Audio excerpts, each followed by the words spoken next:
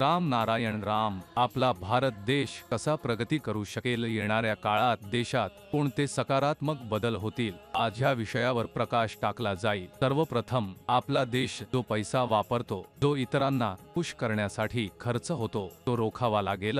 पूर्वी भारतात अनेक गोष्टी इम्पोर्ट केल्या जात होत्या, कारण आपल्याकडे ती बनवण्याचे साधन नव्हते, इतके पैसेही नव्हते. पण आज भारतात अनेक गोष्टी एक्सपोर्ट केल्या जातात, कारण आज भारत संपन्न आहे आणि प्रत्येक प्रकारचे साधन आज भारतात उपलब्ध आहे. तरीही भारताचा बराच पैसा फक्त लोकांना आनंद देण्यासाठी जातो. याची रोख थांबवली पाहिजे. ही पृथ्वी एक आहे, आकाश एक आहे, तर देश एक का होऊ नये? आपल्याला आपल्या स्वामित्वाचे अधिकार सोडून एकत्र यावे लागेल. सर्वांनी एकत्र राहावे लागेल. जात धर्माची राजकारणावर मात केली पाहिजे. प्रकृतीने कधीही कोणालाही भेदभाव केला नाही. सूर्याने कधी हे नाही सांगितले, आज मी कोणालाही प्रकाश देणार नाही. चंद्राने कधी हे नाही सांगितले, आज मी कोणालाही चंद्रप्रकाश देणार नाही. किंवा वाऱ्याने कधी हे नाही सांगितले, आज मी या दिशेने वळणार नाही. तर मग माणूस असा भेदभाव का करतो? आपण एकमेकांवर आपले स्वामित्व का लादतो? ह्या विचारांची बदल केली पाहिजे. सर्वत्र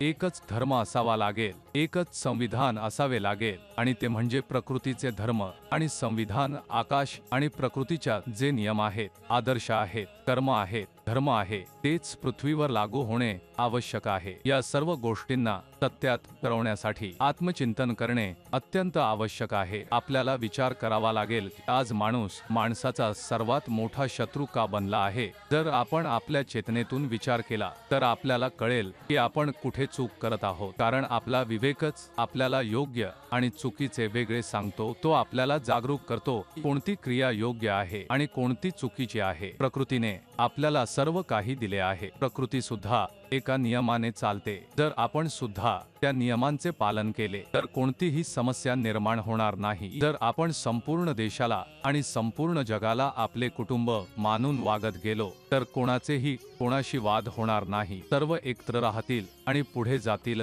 निरपेक्ष भावनेने सर्वांसोबत पुढे जावे लागेल. सर्वांना मदत करावी लागेल. कोणालाही छोटं किंवा वेगळं मानू नये. जेव्हा पृथ्वीवर सर्व एकत्र होऊन पुढे जातील तेव्हा पहा भारत देश कसा नव्या शिखरावर पोहोचेल. आज प्रत्येक व्यक्ती एकमेकांपेक्षा पुढे जाण्याच्या धडपडीत आहे, पण जर आपण आपल्या विवेकाच्या आवाजाला ऐकलं आणि त्याच्या मार्गावर चाललो तर जीवन खूप सोपे होईल. आपण म्हणतो की आपले जीवन खूप अडचणींनी भरलेले आहे, खूप कठीणायत आणि समस्या आहेत, पण हे सर्व आपणच निर्माण केले आहे, कारण आपण आपले काम आपल्या विवेकाच्या आवाजानुसार करत नाही. जर आपण आपल्या मनाच्या विवेकाचा आवाज ऐकला तर जीवनातील सर्व अडचणी आपोआप संपतील. त्यामुळे आपल्या प्रकृतीशी जोडले राहा. आपल्या स्वभावाला सकारात्मक ठेवा. मनामध्ये प्रेम आणि एकमेकांना मदत करण्याची भावना ठेवा आणि पहा जीवन किती सोपे होईल. आपणच आपल्या जीवनाला समस्या आणि अडचणींच्या सापळ्यात अडकवले आहे. इच्छेने नसले